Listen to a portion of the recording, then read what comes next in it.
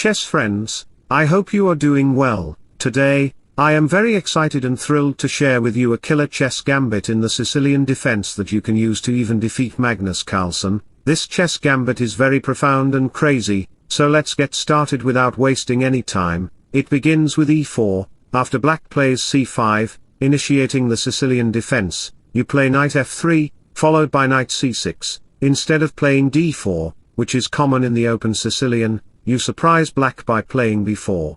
Initiating a gambit, this gambit can help you win more games, and you can play it against any opponent, no matter how formidable, even a grandmaster like Magnus Carlsen.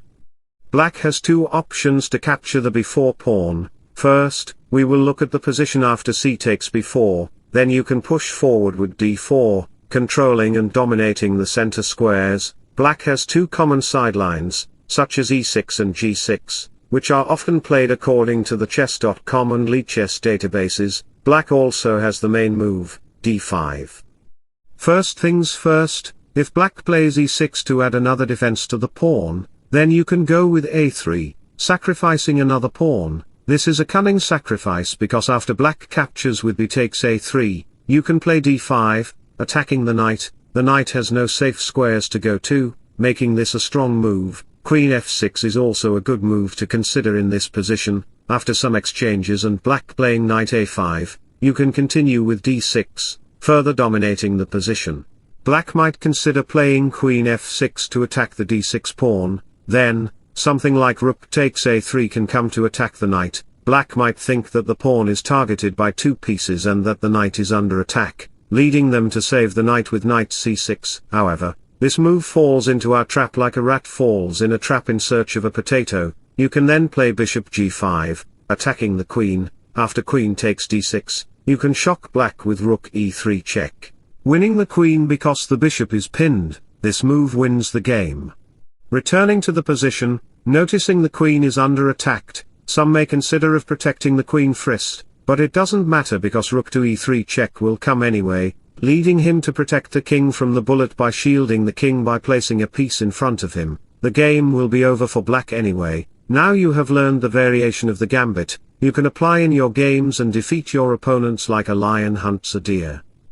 Returning to the position after d4, instead of e6, some may play d5, the main move, then you can capture in the center, and after the queen comes to d5, you can play the profound move c4, attacking the queen. Black has two major options, queen takes e4 check or d takes c3 en passant. Many players might be tempted to capture en passant. Then, after knight takes c3, you can play rook b1, sacrificing the knight to open the file. Black might think of capturing the knight, but after bishop d2, the queen's position is harassed. After queen a3, you can play d5, attacking the knight. The knight has only 3 squares to go. As the center squares are dominated, I'll illustrate all the variations. If black plays knight b8, then you can continue with queen c1, attacking the bishop. Black has two major options, either play king d8 or knight a6, as the queen cannot protect the bishop. Another move, bishop e7, is vulnerable because after bishop e5, attacking the bishop, black cannot capture your piece due to queen c8 checkmate. As the knight comes to f6 to guard the bishop, you can checkmate black with queen c8. So, let me provide you a powerful quote about life. Sometimes we're tested not to show our weaknesses, but to discover our strengths. Going back, if black plays king d8, don't worry, you have the sneaky move bishop b4, trapping the queen. The queen must capture the knight, and after you capture the bishop, threatening mate, you will win the game by capturing the queen and shooting an arrow to the black's heart. Alright. Returning to the position, we discover that the bishop is under attack and black cannot actually protect the bishop. That's why black thinks of considering knight a6 in order to protect the bishop. Then you have the powerful move to slap the bloodhead of blacks with bishop to b5 check as the bishop blocks. After doing some exchanges, rook takes b7 will come to attack on the king, and as the king moves back, you go with your queen on c6 threatening checkmate on the next move. Even playing knight f6 does not matter in order to protect the square. I will consider knight e5 attacking the f7 pawn, and in this way, black will lose all of his advantages and the game will favor me. So going back a few moves ago, playing Queen d6 might look good, but it is also a precarious move because when you make a move to accomplish some plans, you create other weaknesses at the same time. That's the way my bishop will come to the a5 square giving the check, and as the knight blocks, bishop takes c7 will come again on the board. The king can't move, so after the queen capture occurred on c7, I will capture the queen and later on, I will checkmate black. The game will be dead lost for black. So in this position, we discovered that two moves are very wasteful, which is why another possible move is knight to d7, which might be considered by intellectual chess players, but their intelligence is nothing in front of my one brain cell. I will consider bishop b4 attacking the queen, and the queen has literally no square to go. She will be trapped on a3 and I will win the game. I will win the game by winning your queen. Alright, so returning to the position when d5 was considered to attack the knight, we saw the variation behind knight b8 that was very precarious and ugly. So many of you might ask, hey Stockfish, what will happen if the knight goes to d8? Hold on, I am showing you the variation because I am your teacher. A student might be an uneducated and a dumb, but a teacher will not be a dumbo. I will consider bishop to b5 check, and as the bishop blocks queen, I mean bishop to b4 will come on the board trapping the queen, and after the queen capture and some exchanges later rook to a1 will come to trap the queen again. You can see this Sicilian defense trap always attacking the queen, and the queen has only one square to go. After that knight to e5 will come to fork on the face and a cutlet at the same time. Some foolish players might think of saving the queen and losing the king. That's what their brain calculates because they think the queen moves more than the king. The queen can move more than the king. So the queen might be most important, but that does not. So going back to the position, the knight cannot go to these squares as these squares are completely vulnerable. So after knight to a5 comes on the board, I will consider bishop to b5 check as the bishop blocks it, and after doing some exchanges you can go with queen to c2. Remember this move. This move is very significant to get this file after the rook comes and knight e5 check arrives on the board. The queen is attacking the rook, so you have to stay in touch with the rook, and after the knight check occurs, king goes here, queen f5 check arrives, consequently bishop to f4 check will arrive on the board at the same time, and you can see that every little square is dominated by my pieces. The king cannot move anywhere, which means that will be checkmate in a few moves, and you have to block it with your nonsense queen and the game will be over again. So going back to the position when rook to b1 was played, we discovered that capturing the knight was a very bad choice in every possible way, and I showed you the chess variations behind that move. Alright, so what if black plays e6 in order to develop the bishop, then after bishop d2 followed by bishop b4 comes to attack the knight? You know what should white consider in this position? Try to think a little bit. If you are my subscriber, then you will be as strong as me. The best move is rook takes b4, sacrificing the rook right away. He sacrificed the rook, and rook sacrifice is very advantageous in the opening or when you play a gambit. Your opponent might blame you and report you thinking that you are using Stockfish, but he would not know that you are a Stockfish subscriber that can play like a genius.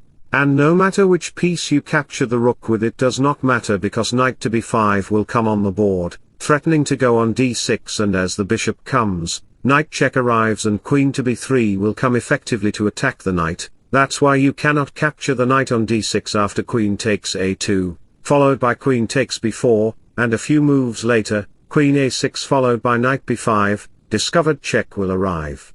Thunderbolts the black king, and you can even push forward your king to open up the bishop diagonal. As the queen comes, knight to d6 check will arrive, and you can see how the queen is making significant pressure on the black queen. After the queen exchanges, knight to d6 check will arrive. The king cannot hide his face on d8, you know the reason very well. There is a 2000 ELO rated tactic, so after the king hides his face in a gutter, knight to e5 will come to attack the pawn, and at the same time it attacks the bishop, and you can see that my three minor pieces are completely dominating in the game. This position is completely winning for you because your king is also too much advanced. Alright.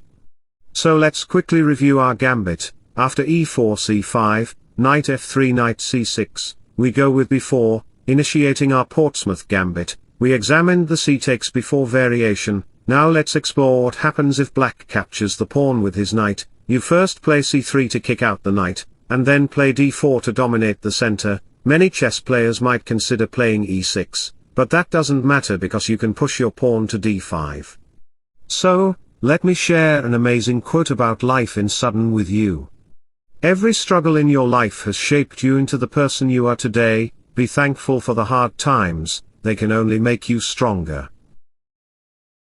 Alright, after the exchanges on d4, black might consider playing d5 to make some advancement in the center. After some pawn exchanges, the queen comes out, and knight c3 will come on the board to attack the queen. The queen has to move to a5 to pin the knight, which is suggested by many chess players. Then, after playing rook b1, you can see this position is almost like our previous variations. This sacrifices our knight, and if he becomes greedy and takes our knight.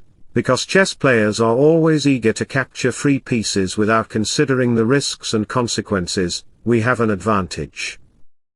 The problem for black is that after bishop, d2 and d5 come on the board, attacking the knight has to move again. If the knight retreats to d8, you can play the crucial move bishop b5, checking the king. Black has only one option, which is to block with bishop d7. You can then play bishop takes b4, attacking the queen, and the queen is almost trapped. She has only one square, capturing the pawn, and after some exchanges, rook takes a2 will come, trapping the queen again. She has only two squares to go, either queen c3 or queen b2. Both moves are fine for you because you have the key move queen a4 check, forcing the king to c8. Then you play the superior move, protect your king by castling. The problem for black is that the rook can easily come to the c-file, checking the black king. As the knight moves, rook c1 checks the king, and after the king hides, bishop takes c3 comes on the board, threatening bishop e5 check. This leads to a checkmate on the next move while your own queen is under attack. The position will be in your favor if your opponent does not counter all of the moves or variations. You will likely win the game. Now that you have learned all the chess variations of our Magnus killer gambit, you can challenge Magnus Carlsen. He will be online until 12 o'clock. If you want more chess gambits like this, you can comment on the video. Wishing you all the best. Bye bye, take care, see you soon, and subscribe for more videos.